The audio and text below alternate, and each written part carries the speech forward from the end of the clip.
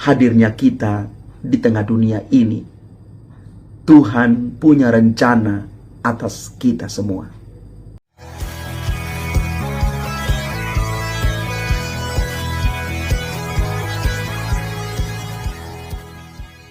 Salam Bapak Ibu, Saudara dan Saudari, sahabat-sahabat garam dunia yang terkasih. Ada 3 peristiwa hidup manusia yang diistimewakan dan hampir hal itu terjadi di dalam setiap tradisi dan budaya di dunia sepanjang zaman. Ketiganya adalah kelahiran, perkawinan, dan kematian. Hal yang sama juga berlaku dalam kitab suci dan tradisi kekristenan. Pencatatan peristiwa kelahiran dan kematian seseorang dalam Alkitab bukanlah kebetulan belaka, melainkan menandakan bahwa tokoh itu penting. Contohnya adalah Yohanes Pembaptis yang kelahirannya kita rayakan hari ini. Selain itu, keunggulan Yohanes Pembaptis juga nampak di dalam kemunculan namanya di dalam kitab suci yang disebutkan lebih dari 90 kali. Penyebutan nama yang lebih banyak darinya hanyalah kepada Yesus, Petrus, dan Paulus. Secara liturgis, ia juga adalah satu-satunya orang yang kelahirannya dirayakan selain Yesus dan Bunda Maria. Pelayanan Yohanes Pembaptis sejatinya sudah dinubuatkan dalam kitab Nabi Yesaya dan Maleaki jauh sebelum Yohanes dilahirkan oleh Elizabeth, yakni 4 abad sebelumnya. Nubuat tentang kelahiran Yohanes juga disampaikan oleh malaikat Gabriel kepada Zakaria, ayahnya. Namun Zakaria tidak percaya akan warta ini, maka dia dihukum menjadi bisu.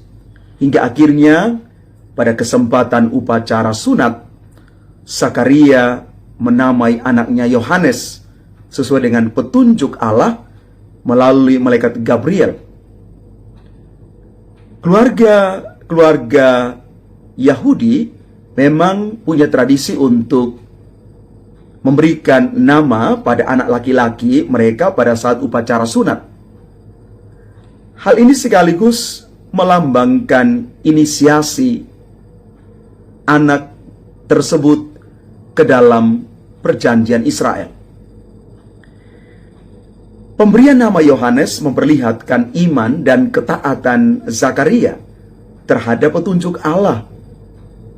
Maka saat itu terbukalah mulutnya dan terlepaslah pengikat lidahnya, lalu dia bisa berkata-kata dan memuji Allah. Tentang hal ini, Santo Ambrosius berkata demikian: iman melepaskan apa yang telah diikat oleh ketidakpercayaan. Iman ternyata menyelamatkan kita dari ketidakpercayaan itu.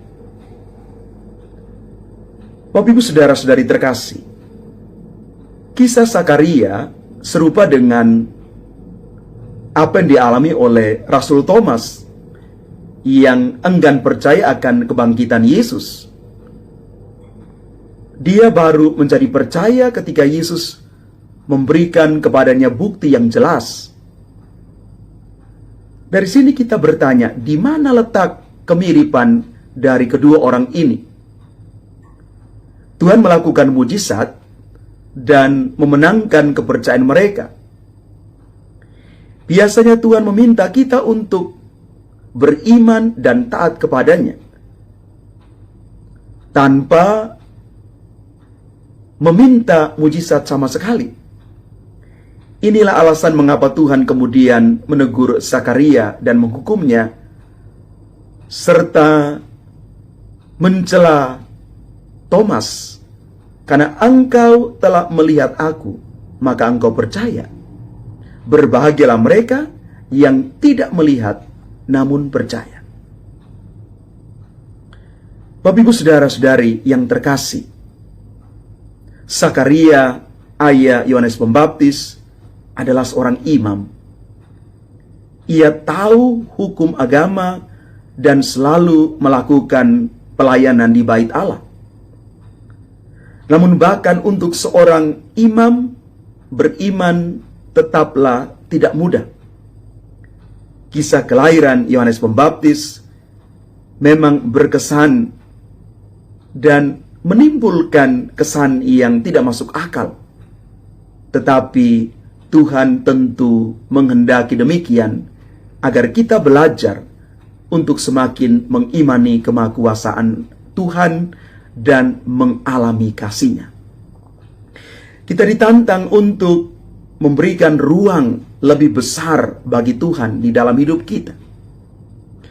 Sehingga sebagaimana Yohanes Pembaptis dilahirkan untuk membuka jalan kepada Yesus, kehadiran kita pun menjadi berkat dan bantuan bagi orang lain untuk menjumpai Tuhan. Bapak Ibu saudara-saudari terkasih, melalui perayaan hari ini kita mau bertanya diri, bagaimana saya mensyukuri kebaikan Tuhan melalui kejadianku dan perjalanan hidupku selama ini? Dalam hal-hal apa saja aku sudah berusaha menghadirkan kasih Tuhan bagi orang-orang lain di sekitarku? Mari kita berjalan dalam terang firman Tuhan hari ini untuk melihat dengan kacamata iman bagaimana Allah merancangkan begitu banyak berkat di dalam hidup kita, termasuk atas kelahiran yang terjadi pada diri kita masing-masing, hadirnya kita di tengah dunia ini. Tuhan punya rencana atas kita semua. Tuhan memberkati kita. Amin.